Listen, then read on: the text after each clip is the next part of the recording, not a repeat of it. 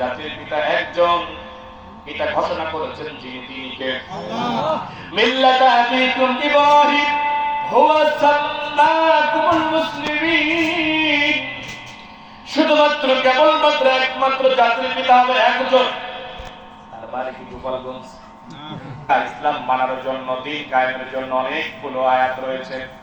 বন্ধুরা আমার, এই জাতির পিতাকে আগুনের মধ্যে দেওয়া হলো, আগুনের মধ্যে দেওয়া হলো, আগুনে পুড়িয়ে দিবে, শুধুমাত্র দ্বীন কায়েমের জন্য আগুনে পুড়িয়ে দিবে। বন্ধু, পৃথিবীর ইতিহাসে আজ পর্যন্ত এত বড় অগ্নিকাণ্ড হয় নাই, কিয়ামত পর্যন্ত হবে না। যত বড় অগ্নিকাণ্ড হয়েছিলেন, অগ্নির ভিতরে ফেলানো হয়েছিল।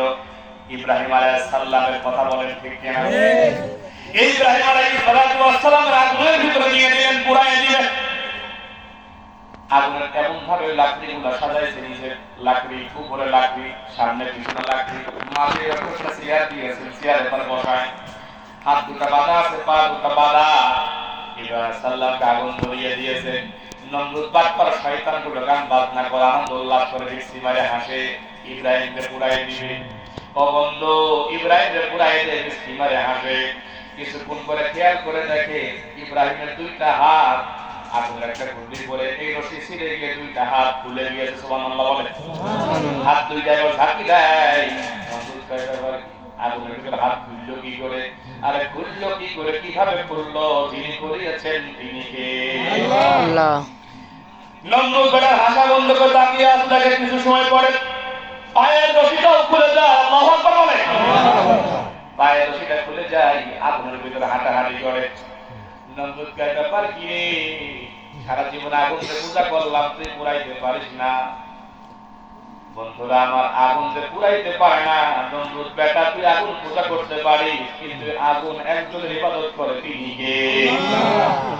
ইব্রাহিম আলাইহিস সালামকে বাঁচানোর জন্য একটি ব্যাঙ পেশাব করতে করতে দৌড়াচ্ছিলেন। পথমধ্যে ফেরেশতা ব্যাঙকে ধরল, কই যাস? কই ঠেকায়ও না, মিজাজ খারাপ, কি হয়েছে? ইব্রাহিম অগ্নিকাণ্ড নিভাবো। ভাই নিভাবি, তুই কি বালতি নিতে পারবি? না। বদনা না, মগ দিয়ে পানি না, নিভাবি কি করে? পেশাব করি। সুবহানাল্লাহ, সুবহানাল্লাহ।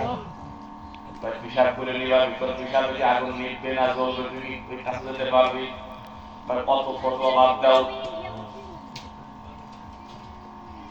এইবারে ব্যাংক জবাব দেয়, আমার পেশাব আগুন নিভবেও না, জ্বলবেও না, এটা আমি ভালো করেই জানি। কিন্তু আমি যে নবী ইব্রাহিমের পক্ষে, জাতির পিতার পক্ষের শক্তি, আর নমরুদ বাটপার স্বৈরাচারের বিপক্ষের শক্তি, এটা আল্লাহকে বোঝানোর জন্য আমার সর্বোচ্চ ক্ষমতা পেশাব করা, এর চাইতে বড় ক্ষমতা আমার নেই। এজন্য আমি পেশাব করে প্রমাণ করতে চাই, আল্লাহ আমার সর্বোচ্চ ক্ষমতা ছিল পেশাব করা।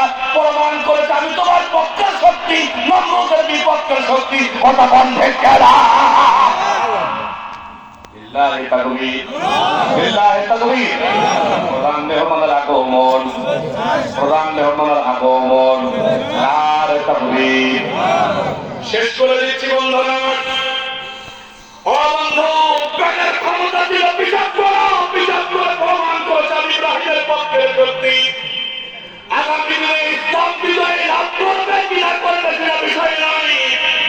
মার্কা কোনটা, প্রতীক কোনটা, ব্যক্তি কোনটা, চেহারা কেমন, ওটা ভিন্ন কথা। জিতবে কি না জিতবে আল্লাহ, দায়িত্ব আল্লাহ। সিদ্ধান্ত আমরা সমর্থনটা। আমি ইসলামের পক্ষে আছি, কোরআনের পক্ষে আছি, আলেমদের পক্ষে আছি, সাইদ সাহেবের পক্ষে আছি, কোরআনের পক্ষে আছি, কল্যাণ রাষ্ট্রের পক্ষে আছি। আমি আবার সর্বোচ্চ সমর্থন আগামী দিনে ইসলামের পক্ষে প্রয়োগ করতে চাই। কথা বন্ধে কেরা